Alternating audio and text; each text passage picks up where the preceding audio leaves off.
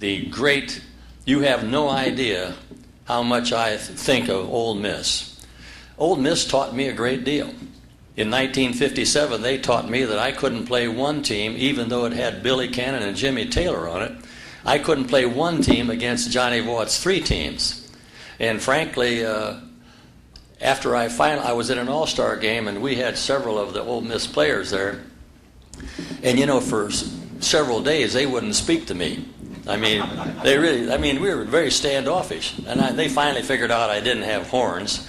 And so we kind of became friends. And so I said, you were the best conditioned team that we ever played. Matter of fact, Ole Miss was the best football team we played. And I said that, frankly, how do you guys run so well? I mean, you guys are running like deers in the 4th quarter. I said, how many sprints do you guys run? Because I knew we had our 10-yard sprints at the end of practice. And they said, we run 20. I said, 20? How far do you run? He said, 50 yards. I said, oh, well, you take all your pads off, and your headgear and everything, and you run this in your breeches. Oh, no. Full pads. And if you don't run, it doesn't count. You have to run them again. And I said, good gravy.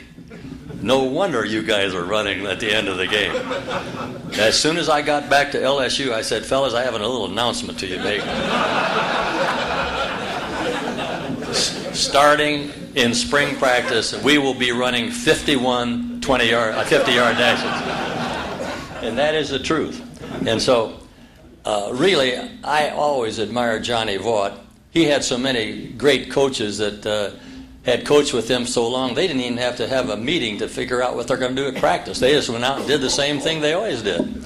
And so I was very enamored. Johnny Vaught, he and I were not real chums, but I think that we had respect for each other. I didn't like him much in the 60 minutes of the game, of course, and I'm sure the same thing was repeated. But in this game that we're talking about this evening, and Billy made his fantastic run, I don't think any athlete in America could possibly have made that run, because Billy had such great tenacity, and he was a great competitor, and he was in great shape. And I think everyone was just warped out because it was such a hot, it was raining without the rain falling. It was just a muggy night in Baton Rouge. And frankly, that particular run was fantastic. But at the end of that run, Ole Miss now takes the ball and drives the length of the field and ended up on our 3-yard line, 1st and goal. And we held them 4 times and the game was over. That goal line stand has to be probably the best goal line stand I've ever been involved with. By the way, it was not the Chinese Bandits. It was the white team that was in there on that goal line stand. And I know because Billy was in on 3 of the tackles because he was the middle linebacker on our gap 8. And he was a fine defensive player. I'm going to finish, but one of the things that really amazed me, some of you, no, there's not enough of you here old enough to remember, but Walter Stewart used to be a writer for the Memphis Commercial Appeal.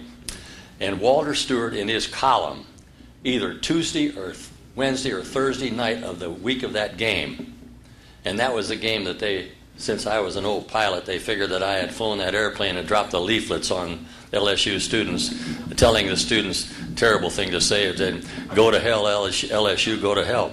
They had heard it someplace before, but I had nothing to do with it, but I thought it was a great idea. But Walter Stewart had written in his column, he said, this is probably the finest football game with the most highly ranked teams that's ever been in the South this late in the season. And there are 2 teams that are pretty evenly matched. Ole Miss has a great coaching staff. Johnny Vaught is a fine coach. He has great personnel. They're fast, they're big, and they're well seasoned. On the other side, LSU, they have a coach also, but nonetheless, he said something nice. I'm being facetious. But anyhow, LSU also has fine athletes. And, of that team, 3 of our starting 4 backs all made first team All-Southeastern Conference. Johnny Robinson, Warren Rabb, and Billy. And so they have good personnel too. Probably not as big as Ole Miss, but perhaps a little faster. But the two teams are so evenly matched that they're going to nullify each other. And because of that, someplace in the game, a great athlete will make the difference. LSU has a great athlete. How prophetic, because that's exactly what happened. And that run that you just saw and that goal line stand you just saw is coming up next. But I thought that was, I've never seen anyone write something so fantastic as that. And I'm going to close. I just want to tell you that it is true that I just finished writing my autobiography. Had no idea what I was getting into. And halfway through, I wondered, what in the world have I gotten myself into? When I finally finished it, I think, thank the good Lord. LSU Press published it, and thanks to Tiger Athletic Fund letting me set up at some of the games. But in any event, it's in its third it's in its third edition, I should say. And so it's done much better than I thought. As a matter of fact, I even brought along with me tonight. But when I'm writing that book, I had to get back into all these, coaches gather things. And I have gathered clippings and all that sort of paraphernalia and all that thing. And you get those clippings out, and it says how wonderful this was and so forth. And you notice the clippings are all falling apart. And they're crumbling. And they're just, they're just almost worthless. And they are worthless. And then I found out that that's the third most important thing that you have in your life. And then the second thing is your good friends who love you, even if they know all of your faults. And of course, I think that's extremely important, and that also includes your family who love you anyhow, and who you love very much. But the first and the most important thing is your faith in the Lord Jesus Christ. That will sustain you even until the end of time, regardless. Thank you.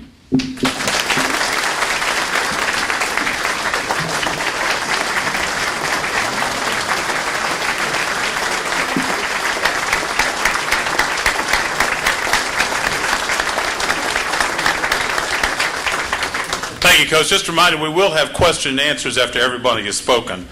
Our next speaker was born in Philadelphia, Mississippi, raised in Baton Rouge, where he played high school football at Stroma High. He was a star athlete in football and track, named All-State, All-America, while leading his high school team to the 1955 state championship. He led 3 seasons at LSU from 1957 through 59, helped lead the Tigers to the 1958 national championship.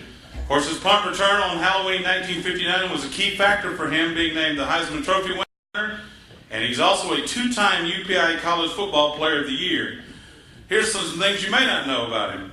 He was drafted in the first round of the 1960 AFL and NFL draft. He signed with the AFL under the goalpost on the field of the Sugar Bowl. His signing launched the famous NFL-AFL signing wars.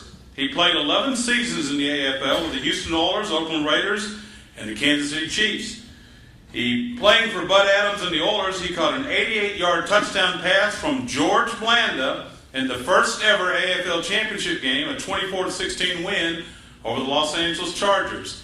He was named All-AFL 5 times during his career. He has a unique distinction of playing in 6 different AFL championship games. He won twice for the Oilers and once for the Raiders. He is one of only 20 players who played the entire 10 years of the existence of the AFL, and he was named to the all-time All-AFL team. He was inducted in the Louisiana Sports Hall of Fame in 1976, the College Football Hall of Fame in 2008. His famous number 20 was the first number to be retired in LSU school history. Currently resides in Baton Rouge. Please welcome the one and only, the legendary LSU Tiger, Billy Cannon.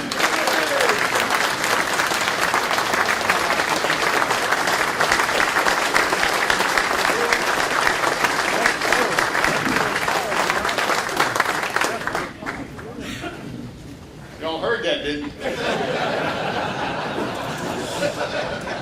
Thank you. You read it just the way I wrote it. It's a pleasure for me to be here with you tonight. I would like to thank the Mississippi State Patrol. They caught me right out there. I jumped out I gave him a card that Ross Barnett had given me when he was in office.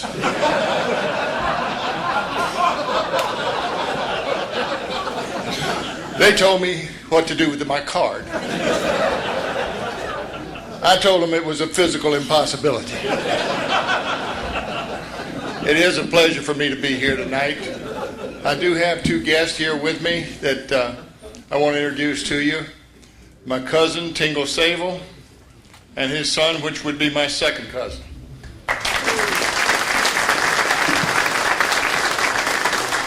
Now, they're from Philadelphia, Mississippi by history. And if you go there, they were Sables. But AKA, when my uncles, win the Second World War, they became Savelles. So if you'll know them by Savelle instead of Sables, that's okay. It's a pleasure to be here, to be with you. And as it was said earlier, I was born in Philadelphia, Mississippi, but I was not really born in Philadelphia. That's where the post office was. I was born between Tucker and Crossroads. You know where Crossroads is? It's a Baptist church on the middle of four roads. And when Mother started having the pains, we lived on a 40-acre farm, and Daddy was farming at night and on the weekends, and he was skinning logs for Dewey's Lumber Company, which merged with Weyerhaeuser later on. And my daddy thought so much of Mr. Ab Dewey's for giving him the job, 50 cents a day, his wagon, his mules, that he named me after him. And my name is Billy Ab Cannon, after old man Dewey's. And when my mother started having the pains, she sent the girl to the neighbor next door to tell her to get in the wagon and go to Philadelphia and tell Dr. Hand that I was on the way. Well, she ran all the way to the next house. It was a mile and a half. When she got there, the lady of the house told her, said, "No, I've had some experience in delivering babies. I'm going to go to Ms. Cannon." And she walked a mile and a half back to Mama. She hitched up the wagon and the mules and sent the girl to town. Well, she found Philadelphia. And she found Dr. Hand's office. And he told her, he said, "Now, girl, you go back and you tell Ms. Cannon I'll be there as quick as I can." And he did. When he got there, I was 3 days old.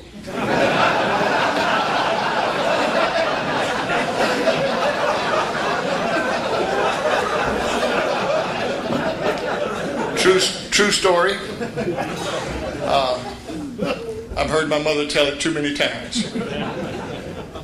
But my daddy said that land was so poor, he couldn't raise anything but children. And he did, me and my brother. But he had a chance to get a bigger farm over on the other side of Philadelphia. Oh, it was way up north, about 6-7 miles north of Philadelphia. And he made the trade, 3 people in the trade: federal government, my daddy, and the bank. That was good because Daddy had the chance to move into the big-time farming business. Well, we got high water 2 years in a row, flooded his crops. By the time he paid his hands, sold his mules, we had enough to get an old car to get out of town. The land was so poor there that they gave it back to the Indians. It's part of the reservation up there now. I don't know if it's